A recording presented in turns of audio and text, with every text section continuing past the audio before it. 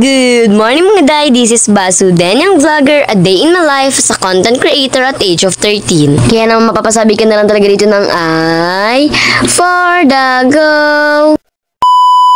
For today's video, ito na nga po pala yung mga kagana, paano kinaumagahan nga po pala ng sleepover namin ito ng mga kaibigan ko. Ganyan naman nga, tulog pa nga talaga ako, tapos yung mga kaibigan ko nga ay uuwi na nga gawa ng meron pa nga talaga sila mga practice. Noong oras na kasi kami nagkatulog kagabi, kaya naman ayun nga, anong oras na rin nga talaga kami nagkagising. Mag-aalas 7 naman na nga po pala, ay bumangon na rin nga po pala kami dyan gawa na magluluto na nga kami dyan ni Zion ng pansit kanto. Parang aga pa naman kasi, kaya naman sabi ko kay Zion, wag na muna nga siyang umuwi, kumain na muna nga kami ng umagahan. Itong pansit kanto nga nito, dapat nga kagabi pa talaga namin ito lulutuin ng kaso nga lang busog na nga kami kagabi, kaya naman naisipan namin na gawin na nga talaga itong pang umagahan. Oo naman yung mga kaklase kong umalis agad at umuwi agad gawa namin practice. At nga nakapagkain pa nga talaga kami dito ng pansit canton kahit nakagabi pa talaga nila to kinikrave. Gawin na lang kayo next time kapag nakapunta ulit kayo dito, saka na lang kayo magluto ng pansit canton. Main na rin nga po pala ako dyan gawa ng gutom na rin nga talaga ang first availability. At tapos ang mga pala namin dyan kumain ni Zion ng pansit canton, sabi nga ni Zion uuwi na siya gawa ng meron pangarap po pala sila pupuntahan, kaya naman ayan nga at umuwi na rin nga po pala siya dyan. Hindi ko na videohan gawa ng ayun, naka-charge na nga yung cellphone ko, nalobat kasi kagabi. Dahil mag-aalas 2 na nga kami natulog kagabi, tapos mag-aalas 6 nga kami nagkagising. Syempre inaantok pa nga ako, kaya naman natulog nga ulit ako, sobrang sakit ng katawan ko. Gising ko nga ay magluluto nga rin sa mga for today's video ng tuna pasta gawa ng cravings nga rin ng mga tao dito sa Mokong, kaya naman ayan nga at video na rin nga talaga natin. May iwan ko nga talaga kung a day in my life ba tong vlog ko or mukbang na lang nga talaga buong maghapon. Malapit na naman nga kasi magkaroon ng pasok, tapos malapit na nga kasi ang exam day namin, kaya naman ayan nga talagang sulit-sulitin natin ang pagmukbang natin for today. Kasi nagkaroon na naman nga ng pasok, sigurado ako puro na naman hotdog ang minumukbang natin. Napakatagal na nga pala ni mama hindi nakakapagluto ng tuna pasta, kaya naman for today's video, thank Lord gawa na matitikman ulit namin yung tuna pasta ni mama. Tapos ko minsan pala nakakasawa rin ng spaghetti tsaka pansit. Di nga namin naubos kagabi yung panglumpia Shanghai namin, kaya naman nagbalot na rin nga pala dito si mama at for today's video, hindi na nga talaga tumukhang turon. Binalot kasi namin ng mga kaklase ko nung nakaraan yung mukhang turon nga talaga, tinatawanan pa nga talaga nila yung pagkabalot ko. Sige, pagpasensyahan nyo na. So ilang minute ito nga pala at naluto na nga po pala lahat ng pagkain, kaya naman mukbang time ulit. Pero worth it naman pala na pagpunta dito ng mga kaklase ko gawa ng tignan nyo naman nga at napagod nga ako, tapos inantok na rin ako ng sobrang sobra. Hanggang ngayon nga ay ramdam na ramdam ko pa yung sakit ng katawan ko. Kagabi pa kasi kami nagtatakutan gawa na nakakatakot naman talaga yung pinapanood ni Iris. Pero ayun, kumain na rin nga po pala ako dyan. Pagkatapos ko naman yung kumain, syempre nag-ayos na rin nga po pala kami dyan ng mga gamit gawa ng uuwi na talaga ako sa farm. Almost 1 week na nga ako nandito sa Mokong, kaya naman sabi ni mama ay umuwi na muna nga po pala kami sa farm. Pero bago kami umuwi ay kumain na muna nga po pala dyan sila mama, kaya naman for the video na muna nga tayo. Wala trabaho be. Hindi ko nakakasabay si ate with matulog, pero okay lang yan. Meron pa namang next time na magsasabay ulit kami matutulog. Fast forward, ito nga po pala, nandito nga po pala ako sa farm, kaya naman maglalakad na naman nga tayo ng napagkalayo-layo. Tignan nyo naman nga ito mga dat, ilang weeks nga lang naman akong nawala, pero napakarami na agad nagbago dito sa farm. Karoon na nga pala ng tulay dito sa Nipaan, tapos ayun, nagpapagawa na nga si mama ng bagong kubo. Siyempre magsha-shoutout na muna nga ako for today's video, kaya naman shoutout nga po pala kina Mary Joy Lapus Mediado,